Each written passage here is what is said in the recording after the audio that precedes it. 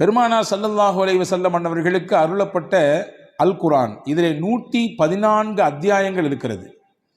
6200 சொச்சம் வசனங்கள் இருக்கிறது. எல்லாமே அருள் பொருந்திய வசனங்கள் தான், அதிலே மாற்று கருத்து இல்லை. எல்லாருமே அல்லாஹுவோடு பேசுவதற்கான வழிதான், அதிலே மாற்று கருத்து இல்லை. அவனுடைய கலாம் தான் அது, அவனுடைய பேச்சு தான்.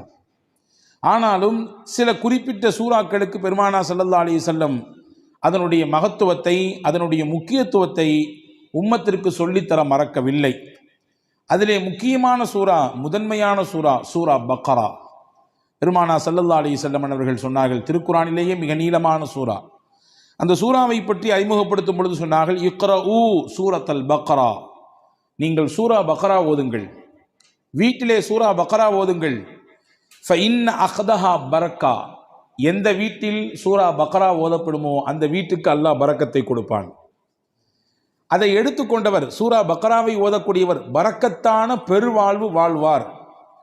வ தர்குஹா ஹஸ்ரா, அதை ஓதாமல் விட்டு விடுபவர் உள்ளபடியே அதனுடைய அருளும் அதனுடைய மகத்துவமும் தெரிந்ததற்கு பிறகும் அதை தொடாமல் இருக்கக்கூடியவர், அதற்கு ஓதுவதற்கான என்ன முயற்சியையும் எடுக்காமல் இருக்கக்கூடியவர் உள்ளபடியே கை செய்தத்திற்குரியவர் தான் என்று பெருமானார் ஸல்லல்லாஹு அலைஹி வஸல்லம் அடையாளப்படுத்தினார்கள்.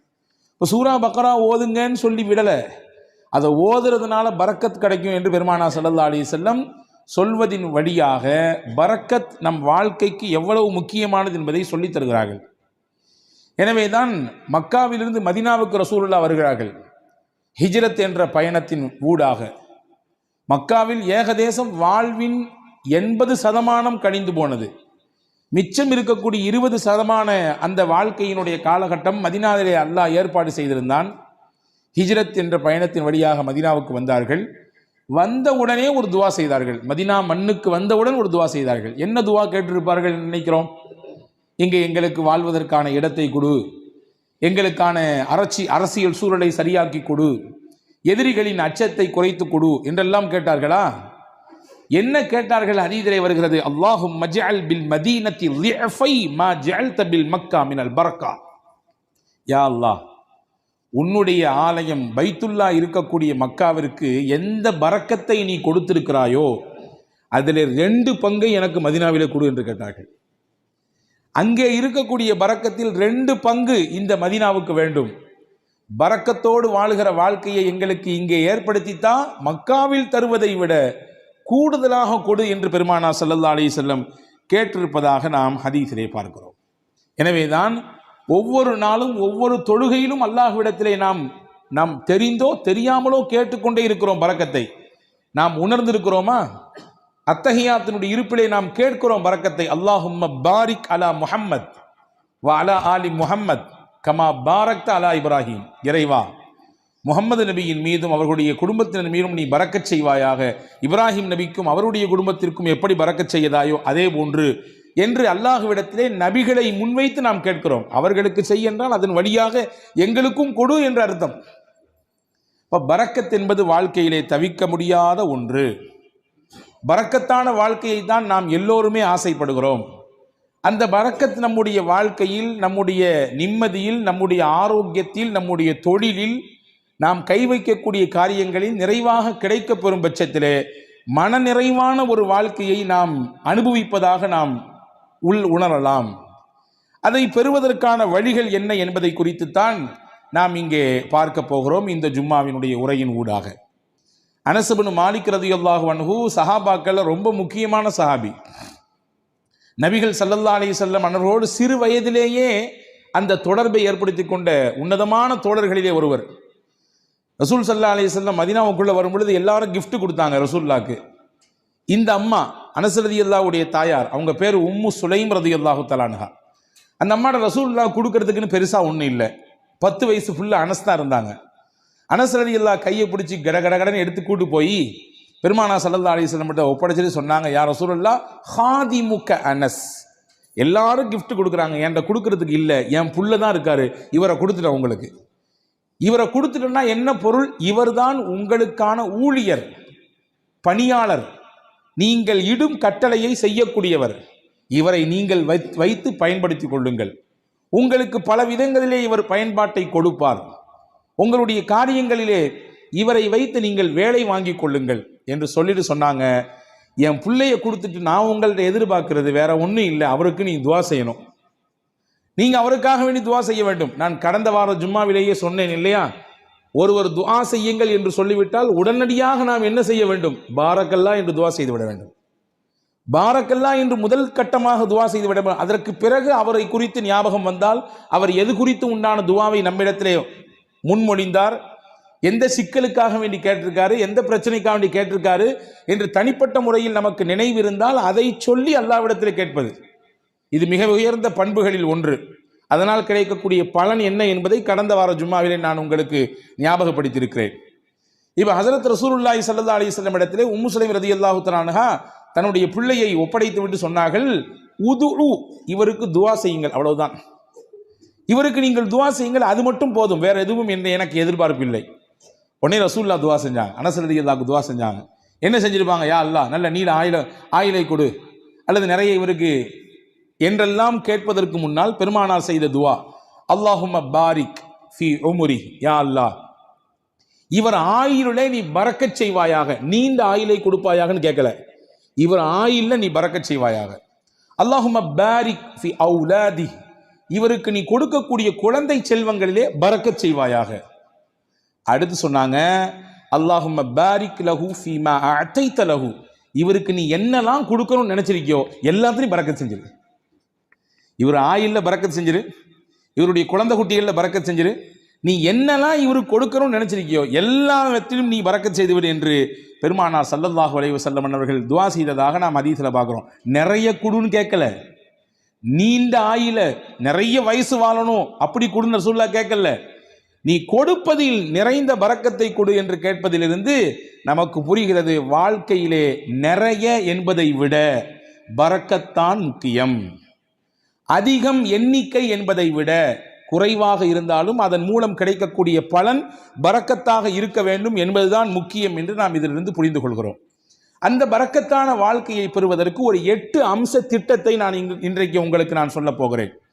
8 விதமான விஷயங்களை நாம் பின்பற்றுகிற பொழுது அல்லாஹுவின் பரக்கத்தை நம்மால் முழுமையாக அடைந்து கொள்ள முடியும். நம்பர் 1, முதலில் பரக்கத்தை பெறுவதற்கு நாம் என்ன முயற்சியை மேற்கொள்வது? 1, ரசூலுல்லாஹ் சொன்னாங்க, உங்களில் யார் வயசுல பெரியவங்களோ அவங்களில் நீங்க மரியாதை கொடுப்பதிலிருந்து உங்கள் காரியங்கள் அனைத்திலும் அவர்களை முன்னிலைப்படுத்துவதிலிருந்து அல்லாஹ் உங்களுக்கு பரக்கத்தை தருவான். வாப்பாக்கு வயசாயிடுச்சு, வீட்டில் மூத்தவங்க தான் இருந்தாலும் இந்த விஷயங்கள்லாம் அவங்களுக்கு அந்த அளவுக்கு பிடிபடாது, அதனால சொல்லிக்கலாம், எல்லாம் முடிஞ்சு கடைசியில சொல்லிக்கலாம் என்பதல்ல. ஒரு கட்டத்தில் அவரும் வாலிபம், குழந்தை பேரு, தொழில், வியாபாரம் என்று எல்லாவற்றையும் கடந்துதான் வந்திருக்கிறார். இப்பொழுது அவருக்கு வயதான நிலை, வயோதிகம், அதனாலே அவரை ஒதுக்கி வைக்குதல், தள்ளி வைக்குதல் என்பதெல்லாம் இல்லை. என்ன விஷயம் செய்தாலும் பெரியவர்களுக்கான முன்னுரிமையை, முன்னிலைப்படுத்துதலை, அவர்களுக்கான மரியாதையை நீங்கள் நிறைவாக செய்யுங்கள். இதன் ஊடாக அல்லாஹ் உங்களுக்கு பரக்கத்தை தருவான். எந்த வீட்டில் பெரியவர்களுக்கு மரியாதை இருக்கிறதோ அந்த வீட்டிலே பரக்கத் இருக்கிறது என்று பொருள். எந்த வீட்டில் பெரியவர்கள் உதாசீனம் செய்யப்படுகிறார்களோ, வயதிலே மூத்தவர்கள் வேண்டா வெறுப்பாலோ அவர்கள் பராமரிக்கப்படுகிறார்களோ, அவர்களின் பேச்சுக்கும் அவர்களுடைய ஆலோசனைக்கும் முன்னுரிமை கொடுக்கப்படாமல் தள்ளி வைக்கப்படுகிறார்களோ, புரிந்து கொள்ளுங்கள், அங்கே பரக்கத் எடுபடுகிறது என்று பொருள். பெருமானார் ஸல்லல்லாஹு அலைஹி வஸல்லம் அவர்களுக்கு ஒரு நாள் ஒரு அன்பளிப்பு வந்தது. ஒரு கிண்ணம் நிறைய பால். ரசூலுல்லாஹ் பொதுவாகவே தனக்கு கிஃப்ட் வந்துச்சுன்னா தான் பயன்படுத்துவாங்க. சில நேரங்களில் பக்கத்தில் இருக்கிறவங்களுக்கு கொடுத்து அதை பயன்படுத்த துவங்குவாங்க. அன்னைக்கு பால் வந்திருக்கு. தபரானி ஷரீஃபில் இந்த ஹதீஸ் வருகிறது. ரசூலுல்லாஹ் உட்கார்ந்துருக்காங்க. அந்த சைடில் பார்த்தீங்கன்னா சையதுனா அபூபக்கர் ரலியல்லாஹு அன்ஹு, சையதுனா உமர் ரலியல்லாஹு அன்ஹு, மூத்த சஹாபாக்கள், இஸ்லாத்தில் மிகப்பெரிய பங்களிப்பு ஆற்றியவர்கள், நபியோடு தங்கள் வாழ்க்கை முழுவதையும் அர்ப்பணித்த ஒரு உன்னதமான சஹாபாக்கள் 2 பேர் இருக்கிறாங்க. மதீனாவில் நடந்த நிகழ்ச்சி இது. இந்த பால் கிண்ணம் வந்த உடனே ஸல்லல்லாஹு அலைஹி வஸல்லம் இந்த பக்கத்தில் இருந்த சையதுனா அபூ உபைதா ரலியல்லாஹு அன்ஹு என்ற ஒரு சஹாபி, அவங்க கையில் கொடுத்தாங்க. குடிங்க அபூ உபைதான்னு சொன்னாங்க. அபூ உபைதா ரலியல்லாஹு அன்ஹு கையில் பாலை வாங்கிட்டு ரசூலுல்லாஹையும் பார்க்குறாங்க, பக்கத்தில் இருக்கக்கூடிய அபூபக்கர் நாயகத்தையும் பார்க்குறாங்க, உமர் நாயகத்தையும் பார்க்குறாங்க. என்னடா இது, நபிக்கு ரொம்ப நெருக்கமானவங்க 2 பேரும் அங்கே இருக்க, நமக்கு ரசூலுல்லாஹ் கொடுக்குறாங்களே என்பதுதான் அவர்களின் பார்வையின் பொருள். பார்த்துட்டு ரசூலுல்லாஹ்ட்ட சொன்னாங்க, யா ரசூலல்லாஹ் அன்த அவுலா பிஹி மின்னி, இந்த பாலை முதலாக அருந்துவதற்கு என்னை விட நீங்கள் தான் தகுதியானவர்கள். ஏன்னா நான் சாதாரண அபு உபைதா, நீங்க அல்லாவின் ரசூல் நீங்கள். எனவே நீங்கள் தான் இதை துவங்கி வைக்க வேண்டும். ரசூலுல்லாஹ் சொன்னாங்க, ஹுத் யா அபா உபைதா, எடுங்கள், குடியுங்கள் அப்படின்னு சொன்னாங்க. இப்போ 2ஆம் கட்டமா அபூபக்கர் நாயகத்தை பார்க்குறாங்க, உமர் நாயகத்தை பார்க்குறாங்க. பார்வையின் அர்த்தம் என்ன? என்னை விட இஸ்லாமிய வருகையில் முதன்மையானவர்களாச்சே இவர்கள் எல்லாம், பங்களிப்பு செய்வதிலே முக்கியமானவர்களாச்சே இவர்கள் எல்லாம், அவங்க குடிச்சா நல்லா இருக்குமே என்ற பெருந்தன்மையான மனதோடு செய்தனா அபூ உபைதா ரலியல்லாஹு பார்க்கும் பொழுது ரசூலுல்லாஹ் அப்பவும் சொன்னாங்க, அபூ உபைதா நீங்க தான் குடிக்கணும், குடிங்கன்னாங்க. செய்தனா அபூ உபைதா ரலியல்லாஹு அன்ஹு குடிக்க துவங்கும் நேரத்திலே கையில் பக்கத்தில், வாய்க்கு பக்கத்தில் பால் கிண்ணம் போய்விட்டது. ஆனாலும் அவர்கள் மனம் ஏதோ ஒரு விஷயத்திற்காக வேண்டி மறுக்கிறது. கீழே கொண்டு வந்து சொன்னாங்க, யா ரசூலுல்லாஹ் நீங்க குடிச்சிட்டு தந்தா நல்லா இருக்கும். 3வது தடவையாக பெருமானார் ஸல்லல்லாஹு அலைஹி வஸல்லம் அபூ உபைதா ரலியல்லாஹு இடத்திலே சொன்னார்கள், இஷ்ரப், அபூ உபைதா நீங்கள் குடியுங்கள். ஃபைன்னல் பரக்கத்த மஅ அகாபிரினா, பரக்கத் என்பது நம்மிலே யார் வயதிலே பெரியவர்களாக இருக்கிறார்களோ அவர்களிடத்திலிருந்து தான் துவங்குகிறது. இங்கே இருக்கும் நபர்களிலேயே வயதால் பெரியவர் நீங்கள். என்னை விட, அபூபக்கர் ரலியல்லாஹு விட, உமர் ரலியல்லாஹு விட வயதால் மூத்தவர்கள் நீங்கள் குடிக்க வேண்டும். அங்கிருந்து பரக்கத் கிடைக்க வேண்டும். ஃபமல்லம் யர்ஹம் சகீரனா வலம் யுஜல்ல கபீரனா ஃபலைஸ மின்னா, நம்மிலே சிறியவர்கள் மீது இரக்கம் காட்டாதவர்கள், பெரியவர்களுக்கான மூத்தவர்களுக்கான கண்ணியத்தை தராதவர்கள் நம் வழியை சார்ந்தவர்கள் இல்லை என்று பெருமானார் ஸல்லல்லாஹு அலைஹி வஸல்லம் வார்த்தையோடு சொல்லி முடிக்காமல் அதை செயல்படுத்தியும் காண்பித்தார்கள். பரக்கத் எங்கிருந்து துவங்குகிறது? எந்த இடத்தில் மூத்தவர்களுக்கான மரியாதை இருக்குமோ, கண்ணியம் இருக்குமோ, அவர்களுடைய சொல்லுக்கான மிகச்சிறந்த அந்த புரிதலோடு அதை எதிர்கொள்ளக்கூடிய பக்குவம் இருக்குமோ, அங்கே பரக்கத்தும் இருக்கும். இதுக்கு நேர்மாறாக பெரியவர்கள் உதாசீனப்படுத்தப்படுவதும், அவர்களுடைய கண்ணியம் சீர்குலைக்கப்படுவதும், வேண்டா வெறுப்போடு அவர்களை அரவணைப்பதும் பராமரிப்பதும், அவர்களுடைய வார்த்தைகள் தூக்கி வீசப்படுகிற நிலையிலே வைக்கப்படுவதும் பரக்கத்தை எடுப்பதற்கான வழி என்று மார்க்கம் நமக்கு கற்றுத்தருகிறது. அப்ப முதல் விஷயம், 8 விஷயத்துல முதல் விஷயம், பரக்கத்தான பெருவாழ்வு வாழ்வதற்கு மூத்தவர்களின் அந்த கண்ணியம் காக்கப்பட வேண்டும். 2வது, உறவுகளும் சொந்தங்களும் அரவணைக்கப்பட வேண்டும். அதிலே பரக்கத் இருக்கிறது. உறவுகளையும் சொந்தங்களையும் அரவணைத்து வாழ்தல் தான் நமக்கு இஸ்லாம் காட்டி தந்திருக்கிற அற்புத வழி. பல நேரங்களிலே அதிலே பல பெருத்த சிக்கல்கள் இருக்கத்தான் செய்யும், சிக்கல் இல்லாமல் இல்லை. உறவுகளை திருப்திப்படுத்தி நிம்மதியோடு இணைந்து வாழ்வதிலே பல சிக்கல்கள் இருக்கத்தான் செய்கிறது, அதிலே மாற்று கருத்து இல்லை. ஆனாலும் அந்த சிக்கலையும் எதிர்கொண்டு விவகாரங்கள் ஏற்படுகிற பொழுது அதையும் மிகச்சரியாக கையாண்டு உறவை தன் கையிலிருந்து நழுவ விடாமல் பாதுகாத்து யார் இணைத்துக் கொள்கிறாரோ, பெருமானார் சொன்னார்கள், பரக்கத்தான வாழ்க்கை அல்லாஹ் அவருக்கு கொடுப்பான். ரசூலுல்லாஹ்வுடைய ஹதீஸ் வந்திருக்கிறது. அனஸ் பின் மாலிக் ரலியல்லாஹு அறிவிக்கிறார்கள், மன் ஹப்ப அன் யுப்ஸத லஹு ஃபீ ரிஸ்கி, அல்லாஹ் இவருக்கு தரக்கூடிய ரிஸ்கிலே யாருக்கு நல்ல விசாலம் கிடைக்க வேண்டும் என்று ஆசைப்படுகிறாரோ, விசாலமான ரிஸ்க், அதாவது பரக்கத்தான ரிஸ்க் கிடைக்கணும் யார் ஆசைப்படுறாரோ, நீண்ட ஆயுள் கிடைக்க வேண்டும் என்று யார் விருப்பப்படுகிறார்களோ, ஃபல் யஸில் ரஹ்மா, தன் சொந்தங்களையும் உறவுகளையும் அவர் அரவணைத்துக் கொள்ளட்டும், அதன் வழியாக அல்லாஹ் பரக்கத்தை தருவான். அப்ப இதுக்கு நேர் ஆப்போசிட் என்ன? உறவுகளும் சொந்தங்களும் யாருடைய மனதிலே ஒரு பெரிய விஷயமாகவே இல்லை. நான் நன்றாக இருக்கிறேன், என் குடும்பம், என் மனைவி, என் பிள்ளைகள் எல்லாம் சிறப்பா இருக்கிறோம், அண்ணன் எப்படி போனால் நமக்கு என்ன, மாமா எப்படி போனால் நமக்கு என்ன, உறவுகள் எப்படி போனால் நமக்கு என்ன என்கின்ற உணர்வு எங்கே வருகிறதோ அங்கே பரக்கத்தை எல்லாம் எடுத்து விடுவான். உங்களுக்கு ஒன்று தெரியுமா? 2 நபிமார்கள் சேர்ந்து துவா செய்தார்கள். ஒன்று மூசா அலைஹிஸ்ஸலாம், இன்னொன்று அவர்களுடைய சகோதரர் ஹாரூன் அலைஹிஸ்ஸலாம். யாருக்கு எதிராக துவா செஞ்சாங்க தெரியுமா? ஃபிரௌன் என்கின்ற சர்வாதிகாரிக்கு எதிராக துவா செஞ்சாங்க. உச்சபட்சமான சர்வாதிகாரத்தினுடைய உச்சாணி கொம்பில் இருந்து ஆட்டம் போட்டவன், ஆடியவன் ஃபிரௌன். அவனுக்கு எதிராக அந்த 2 நபிமார்களும் துவா செய்கிறாங்க. அந்த 2 நபியில ஒன்று ரசூல், மூசா அலைஹிஸ்ஸலாம் ரசூலும் கட்டப்பட்டவங்க, உலுல் அஸ்முல கட்டுப்பட்டவங்க. 5 நபர்கள் உல் அஸ்மு, அதாவது உறுதிமிக்க மனமிக்கவர்கள் என்று குர்ஆன் சொல்கிறது 5 நபிமார்களே. அந்த 5 நபிமார்கள் ஒன்று செய்தனா மூசா அலைஹிஸ்ஸலாம். ரசூல் அல்லாஹுவோடு நேரடியாக பேசுவதற்குரிய வாய்ப்பை பெற்றவர்கள் செய்தனா மூசா அலைஹிஸ்ஸலாம். தனிச்சிறப்பு போய்கிட்டே இருக்கிறது. மூசா அலைஹிஸ்ஸலாம் பற்றி தனியாக ஒரு ஜும்மா பேசணும், அவ்வளவு இருக்குது செய்தி. அந்த மூசா நபியும் ஹாரூன் அலைஹிஸ்ஸலாமும் துவா செய்கிறாங்க ஃபிரௌன் என்ற கொடியவனுக்கு, சர்வாதிகாரிக்கு எதிராக. ஆனால் அவர்கள் செய்த துவா 40 வருஷத்துக்கு பிறகுதான் பதிலே கொடுக்கப்பட்டது. துவா செஞ்சு முடிச்சு 40 வருஷத்துக்கு பின்னாடி தான் ஃபிரௌனுக்கு அழிவு வந்தது. ஃபிரௌன் நைலிலே மூழ்கினான். ஏன் இந்த 40 ஆண்டு கால தாமதம்? நமக்கு இயல்பாக கேள்வி எழும். ஒரு நபி கேட்கிற துவா, நீங்களோ நானோ கேட்கிற துவாவே நாளைக்கு உடனடியாக கபூலாக வேண்டும் என்று நினைக்கும் பொழுது, அல்லாஹுவின் உயர்ந்த நெருக்கத்தை பட்ட 2 நபிமார்கள் கேட்கிற துவாவை 40 ஆண்டு காலம் தள்ளி போட்டான் அல்லாஹ். அதிலே பல காரணங்கள் இருக்கிறது. அதிலே முக்கியமான ஒரு காரணம் என்ன தெரியுமா? ஃபிரௌனிடத்திலே ஒரு நல்ல பண்பு இருந்ததாம். தன் உறவுகளை அவன் எப்பொழுதுமே சேர்த்து வைத்துக் கொள்வான். அவர்களுக்கானதை கொடுத்து கொண்டே இருப்பான், அவர்களை பராமரித்துக் கொண்டே இருப்பான். அல்லாஹ் நினைத்தான், இந்த பண்பில் இருந்தாவது அவனுக்கு ஏதாவது ஒரு சில நிமிடமாவது அவன் கொஞ்சம் ஒதுங்கி நம்மின் பக்கம் வரமாட்டானா என்று அல்லாஹ் எண்ணினான். எனவே அந்த வேதனையை கொஞ்சம் தள்ளி போட்டு கொண்டே இருந்தான். தள்ளி போட்டு 40 வருடங்களுக்கு பிறகுதான் இனிமேலும் இவன் திருந்துவதற்கு வாய்ப்பே இல்லை என்ற பொழுது அந்த நபிமார்களின் துவாவை ஏற்றுக்கொண்டு அவனுக்கு அழிவை கொடுத்தான். அப்போ இஸ்லாத்தின் மிகப்பெரிய விரோதியாக, அல்லாஹ்விற்கே சவால் விழுகிற இடத்திலே, உனக்கு நிகரானவன் நான் என்று சொல்லும் இடத்தில் இருந்த ஃபிரௌனுக்கே வேதனை தள்ளி போடப்பட்டது. எதன் காரணமாக? உறவை அவன் சேர்த்து கொண்டான், உறவை அவன் பிரியவில்லை, உறவுக்கானதை மிகச்சரியாக கொடுத்தான் என்ற ஒரு காரணத்திற்காக. அப்படி என்றால் அல்லாஹ்வுக்கு விரோதிலாம் நம்ம கிடையாது. அல்லாஹ்வுக்கு நேர் நிகராக நின்று சமமாக சண்டை போடுபவர்கள் கிடையாது நாம். அப்ப நம்மிடத்திலே இந்த உறவு பேணுதல் இருக்கும் பட்சத்திலே அல்லாஹ் பரக்கத்தான வாழ்வை அதன் வழியாக கொடுத்து விடுவான் என்பதை நாம் இங்கே கவனத்தில் கொள்ள வேண்டும். இது 2வது விஷயம். 3வது விஷயம் என்ன? யா அல்லாஹ், எனக்கு பரக்கத்தான வாழ்க்கையை கொடு என்று துவா செய்ய வேண்டும். துவா என்பது முக்கியமானது. அதை கொடு, இதை கொடு என்று, அவ்வளவு கொடு, இவ்வளவு கொடு என்பதை விட, யா அல்லாஹ், நீ எதை கொடுத்தாலும் பரக்கத்தாக கொடு. இப்படி கேட்டு பழக வேண்டும்.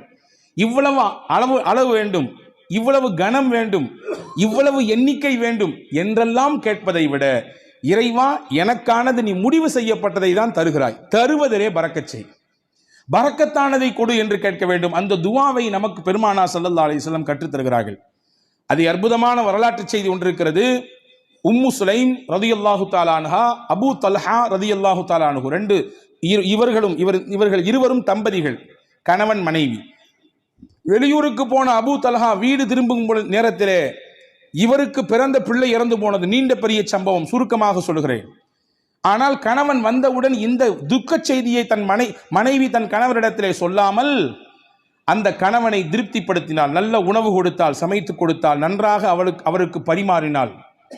இரவிலே அந்த கணவனின் திருப்தியோடு அவரை மிக சந்தோஷப்படுத்தினார் அந்த பெண்மணி. மகிழ்ச்சியாக அவர்களுக்கு அந்த இரவு தாம்பத்தியத்திலே கழிந்தது. அந்த நிலை முடிந்ததற்கு பிறகு அபூ தல்ஹா ரலியல்லாஹு இடத்திலே உம்மு சலீம் ரலியல்லாஹு சொன்னாங்க, உங்களிடத்திலே யாராவது ஒருவர் ஒரு அமானிதம் கொடுத்து வைத்தார், கொடுத்தவர் வந்து திரும்பி கேட்டார்னா நீங்க கொடுப்பீங்களா மாட்டீங்களான்னு கேட்டாங்க. அபூ தல்ஹா சொன்னார், எப்படி கொடுக்காம இருக்க முடியும்? கொடுத்தவர் கேட்டால் திருப்பி கொடுக்கத்தானே செய்யணும். அவங்க சொன்னாங்க, அல்லாஹ் நமக்கு பிள்ளையை கொடுத்தான், அவனே எடுத்துக்கிட்டான். என்ன நிலை! இப்படி நான் வந்த உடனே இந்த செய்தியை சொல்லாம இப்படி நான் இப்பொழுது நான் அசுத்தமாக இருக்கும் நிலையில் இப்படி சொல்றியே, நாளை கால் நபி இடத்திலே நான் போவேன், இந்த செய்தியை சொல்லுவேன், என்ன ஏதென்று கேட்பேன் என்று ஹஸரத் அபூ தல்ஹா ரலியல்லாஹு அன்ஹு சொன்ன பொழுது மறுநாள் காலை விடிந்தது. நபி இடத்திலே போனார்கள், செய்தியை சொன்னார்கள். ரசூலுல்லாஹ் அங்கே ஒரு அழகான துவாவை செய்தார்கள். நேற்றிரவு நீங்கள் இருவரும் ஒன்று கூடினீர்கள், தாம்பத்திய உறவை வைத்துக் கொண்டீர்கள். அல்லாஹும்ம பாரிக் லகுமா ஃபீ காபிரி லைலத்திகுமா, நேற்றிரவு நீங்கள் கூடிய கூடுதலிலே அல்லாஹ் பரக்கத் செய்வானாக, உங்களுக்கு மிகச்சிறந்த பகரத்தை தருவானாக.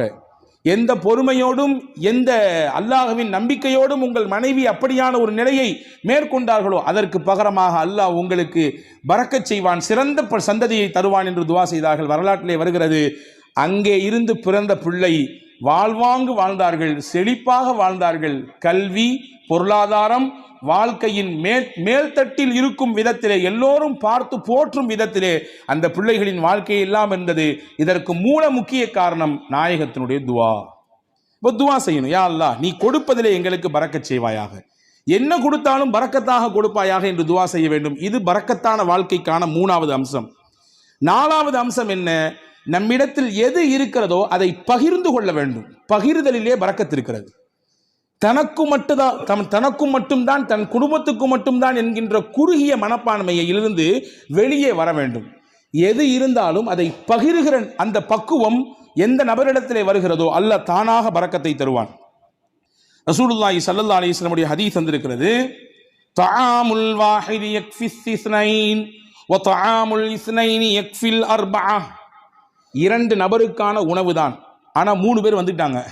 ஐயோ 2 பேர் தானே சாப்பாடு இருக்குது, 3வது நபர் வந்துட்டாரே என்று யோசிக்க வேண்டாம். விரிச்சு வைங்க, அவரையும் சேர்த்துக்குங்க. அல்லாஹ்வின் ரசூல் சொன்னாங்க, 2 பேருக்கான உணவாக இருந்தாலும் நீங்கள் பகிர வேண்டும் என்ற சிந்தனைக்கு வந்துவிட்டால் அதை 3க்கும் போதுமானதாக அல்லாஹ் ஆக்கி விடுவான். 3 பேருக்கான உணவு தான், ஆனா 5 பேர் இருக்கிறாங்க. 2 பேரை தள்ளி விடாதீங்க, இது பத்தாது, நமக்கே பத்தாது, யானை பசிக்கு சோள புரியா அப்படின்னு கேட்ட மாதிரிலாம் நம்ம கதை பேச வேண்டாம், சேர்த்திக்குங்க. ரசூல் சொன்னாங்க 3 நபருக்கான உணவு தான். நீங்கள் சேர்த்து ஷேர் செய்யும் பொழுது, அதிலே பகிர வேண்டும் என்ற எண்ணம் வரும் பொழுது அதிலே அல்லாஹ் 5 நபருக்கான பரக்கத்தை செய்து விடுவான். இது வாழ்க்கையிலே யாரெல்லாம் இந்த ஷேரிங்ல இருக்கிறாங்களோ அவங்க எல்லாம் கண்கூடாக பார்க்க முடியும், கண்கூடாக பார்க்க முடியும். ரசூலுல்லாவுக்கு ரொம்ப பிடித்த குடும்பம் ஒரு குடும்பம் இருந்தது, அல் அஷ்அரி. ரொம்ப பிடிக்கும் அவங்கள ரசூலுல்லாவுக்கு. எந்த அளவுக்குன்னா அவங்க என் குடும்பம் ரசூலுல்லா சொன்னாங்க. என் குடும்பம் அவங்க, என்னிலிருந்தும் அவர்கள், அவர்களிலிருந்தும் நான் என்று சொன்னார்கள். சஹாபாக்கள் ஒன்று புரியும், ஏன் இந்த குடும்பத்தை மட்டும் ரசூலுல்லாவுக்கு ரொம்ப பிடிக்குது? விவரத்தை கேட்டு போனா ரசூலுல்லாஹ் சஹாபாக்கள்கிட்ட சொன்னாங்க, அவங்கள்ட்ட ஒரு சிறந்த பண்பு இருக்குது. தாங்கள்கிட்ட எல்லாரும் ஒரு பயணத்தில் போனானா எல்லாரும் தனித்தனியாக சாப்பாடு கொண்டு வருவாங்க. யாராவது 1-2 பேருடைய சாப்பாடு சீக்கிரமாக தீர்ந்து போயிடும். நீண்ட தூர பயணம் என்பதினாலே அவர்களை அப்படியே கழட்டி விட்டுற மாட்டாங்க. நீங்கள் கொண்டு வந்து காலியாக போச்சா, அப்படித்தான் போச்சு, இப்போ இன்னும் ரொம்ப தூரம் இருக்குது, இன்னும் 500 கிலோமீட்டர் போனோம், அப்படித்தான் என்று விட்டு விட மாட்டார்கள். சாப்பாடு இல்லாதவர்களையும் சேர்த்து ஒரே இடத்தில் உட்கார வைத்து ஒரு பெரிய துணியை எடுத்து கொண்டு வந்த மொத்த சாப்பாடையும் அதிலே கொட்டி கலந்து இருப்பவர்களுக்கெல்லாம் பகிர்ந்து கொடுப்பார்கள். இந்த பகிர்தல் என் பண்பு, என்னுடைய குணம், அது அவங்கள்ட்ட இருக்கிறதுனால அவங்க எங்க குடும்பம் நாங்கள் ரசூல் ஸல்லல்லாஹு அலைஹி வஸல்லம். பகிர்தல் இது பரக்கத்திற்கான பெரிய வழி. நம்மிலே எது இருக்கிறதோ அதை பகிர்ந்து கொள்வது. குடிப்பதற்கு இவ்வளவுதான் நீர், அதை பகிர்ந்து கொள்வது. உணவு இவ்வளவுதான் இந்த இடத்திற்கான விஷயம், பகிர்ந்து கொள்வது. எனக்கு மட்டும் வேணும், என் குடும்பத்துக்கு மட்டும் வேணும் என்று முன் தயாரிப்பு செய்து முன்னால் எடுத்து வைப்பதை விட இருப்பதை கொண்டு பகிர்வதனால் அல்லாஹ் பரக்கத்தை தருவான். இது 4வது வழி. 5வது பரக்கத்துக்கான முக்கியமான வழி, இன்னைக்கு நம்மள பல பேர் மறந்துவிட்ட விஷயம், சாப்பிடும் பொழுது எல்லாரும் சேர்ந்து உட்கார்ந்து சாப்பிடுங்க. நாங்கள் சொல்லலாம், எல்லாரும் சேர்ந்து உட்கார்ந்து சாப்பிடுங்க, தனித்தனியாக சாப்பிடாதீங்க. ஆனால் இன்னைக்கு காலப்போக்கில் வேக உலகத்தில் இருக்கிறோம் நாம், அதனாலே பல விஷயங்களை இழந்து விட்டோம். ஆனால் நம் முன்னோர்கள், நம்முடைய தாய் தகப்பன், நம் தாதி எல்லாம் நம்முடைய வீடுகளிலே சேர்ந்து தான் உட்கார்ந்து சாப்பிடுகிற வழக்கத்தை சொல்லி தந்திருக்கிறார்கள். இன்னைக்கு வரையே சில ஊர்களிலே கலன் சாப்பாடு என்று ஒன்று இருக்கிறது. ஒரே பிளேட்ல உட்கார்ந்து மொத்தமாக சாப்பிடுறது, ஒரே பிளேட்ல உட்கார்ந்து 4 பேர் 5 பேர். இதுவெல்லாம் நிகழ்ச்சிகளுக்கு என்பதை தாண்டி சாதாரணமாக இயல்பாக அன்றாட சாப்பாடு அப்படி சாப்பிடுகிற பழக்கம் இன்னைக்கும் சில ஊர்களிலே இருக்கிறது. ஆனா கால ஓட்டத்தில் அதெல்லாம் நம்ம விட்டுட்டோம். ஒரே வீட்டில் இருக்கிறோம், 5 பேர் தான் இருக்கிறோம், 5 பேரும் 5 டயத்தில் சாப்பிட்றோம்.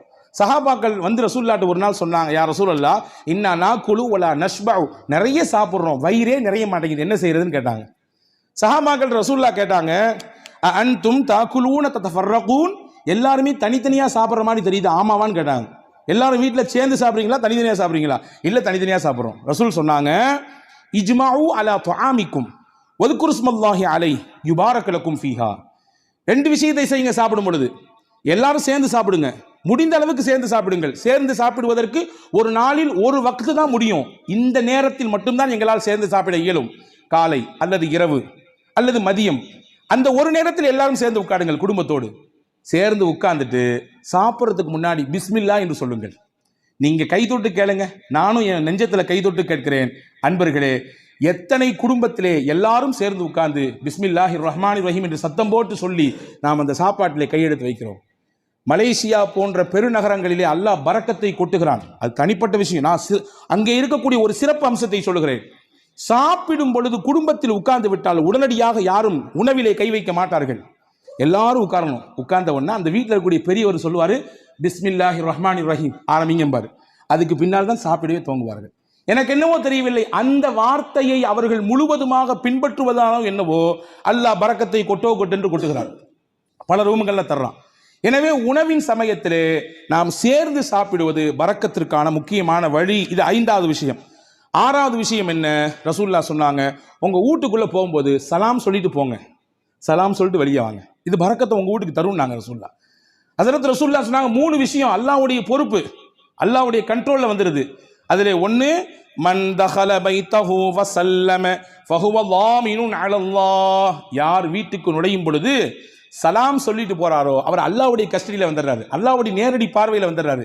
அவருக்கானதை அல்லாஹ் கொடுத்து விடுவான். ஹதீஸ்ல இப்படி ஒரு வார்த்தை வருது, இன் ஆஷ ருஸிக வ குஃபிய. அவர் வாழ்ந்தால் மனநிறைவான வாழ்க்கையை வாழ்வார். வ இன் மாத்த அதுஹலகுல் ஜன்னா. இதை அப்படி கண்டினியூவா ஃபாலோ பண்ணாருன்னு சொன்னா 3 விஷயம் சொன்னாங்க. அந்த 3ல ஒன்று தான் நான் சொல்லியிருக்கேன். 2 தேவைப்படுறவங்க தனியாக வந்து கேளுங்க. அந்த 3ல் 3 விஷயத்தை யார் பின்பற்றுகிறாரோ வாழ்ந்தால் போதுமான வாழ்க்கையை அல்லாஹ் அவருக்கு தருவான். 2வது, அவர் மௌத்தாகி விட்டால் அல்லாஹ் நேரடியாக சொர்க்கத்தை கொடுப்பான். அதுல 1 தான் வீட்டுக்கு போகும்போது சலாம் சொல்லிட்டு போறது. உங்க வீட்டுக்கு அல்லாஹ் பரக்கத்தை தருவான், பரக்கத்தான வாழ்க்கையை உங்களால் வாழ முடியும் என்பதை ரசூலுல்லாஹ் சொன்னார்கள். இது 6வது விஷயம். 7வது விஷயம் என்ன? அல்லாஹ் எதை நமக்கு அளந்திருக்கிறானோ அல்ஹம்துலில்லாஹ், போதும் என்ற மனமே பொன் செய்யும் மருந்து நான் தமிழ்ல இல்லையா. இன்னைக்கு அதுதான் நம்மள்ட்ட இல்லை. இருக்கு, வேணும் வேணும் வேணும். எப்போ வரையும் வேணும்? மௌத்தை சந்திக்கிற வரையும், இஸ்ராயிலை பார்க்கிற வரையும் வேணும், அந்த நிமிஷம் வரையும் வேணும். அன்பர்களே, எது கிடைக்கிறதோ அது குறைவோ அதிகமோ அல்ஹம்துலில்லாஹ் என்று சொல்ல பழக வேண்டும். அப்படியான பழக்கம் இருக்கிறது. நீங்கள் சொல்லும் வார்த்தை அது அல்லாஹ்விற்கு பிடித்து போனால் அல்லாஹ் அதிலே பரக்கத் செய்து விடுவான். எப்படிங்க இருக்கிறீங்க? நீ யார்ட்டையா கேளுங்க, என்னத்தை போகுது, மூட்டி வலி, முதுகு வலி, அங்கிடு வலி, இங்கிடு வலி, மருத்துவ செலவு, அப்படி இப்படி ஒரு பெரிய லிஸ்ட். நல்லா இருக்கிறன்றதுக்கு நிறைய பாயிண்ட்ஸ் இருக்கும், அதை நம்மள பல பேர் சொல்றதே இல்லை. ஆனா அல்லாஹ்வின் ரசூல் சொன்னாங்க, உங்களுக்கு அல்லாஹ் என்ன கொடுத்திருக்கானோ அதுல எது நலவு இருக்கிறதோ அதை நீங்கள் சொல்லி பழகுங்கள், அல்ஹம்துலில்லாஹ் என்று சொல்லுங்கள், அல்லாஹ் பரக்கத்தை தருவான். அப்ப போதும் என்கின்ற மனம் இது பரக்கத்தை பெற்று தருவதற்கான 7வது வழி.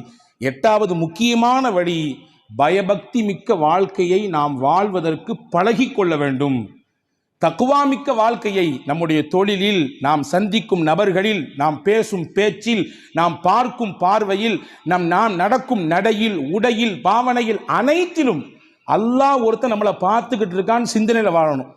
அந்த சிந்தனை நம்மள பல பேருக்கு பல சமயங்களில் போறதுனால தான் பாவத்தில் போய் விழுந்துடுறோம். ரசூல் சொன்னாங்க, யாருக்கு இந்த தக்வா மிக்க வாழ்க்கையை வாழ வேண்டும் என்ற பிரியம் வந்து விடுகிறதோ, பரக்காத்தின் மின சமாஇ வல் அர்த், வான பூமியில் என்ன பரக்கத்து இருக்கோ எல்லாத்தையும் அல்லாஹ் கொண்டு வந்து கொட்டிடுவான். வான பூமியில் என்னென்ன பரக்கத்துகள் எல்லாம் உண்டோ மொத்தத்தையும் கொண்டு வந்து அவர்களின் காலுக்கு கீழே கொட்டி விடுவான் என்று பெருமானார் ஸல்லல்லாஹு அலைஹி வஸல்லம் அல்லாஹ் சொன்னான். அப்போ இந்த 8 காரியங்களும் பரக்கத்தான செழிப்பான வாழ்க்கையை வாழ்வதற்கான வழிகள் என்று மார்க்கம் அழகாக கற்றுத்தருகிறது. வல்ல அல்லாஹ் அப்படிப்பட்ட மிகச்சிறந்த புரிதல் மிக்க வாழ்க்கையை வாழுகிற தௌஃபீகை அல்லாஹ் உங்களுக்கும் எனக்கும் எல்லா மக்களுக்கும் தந்தல் புரிவானாக.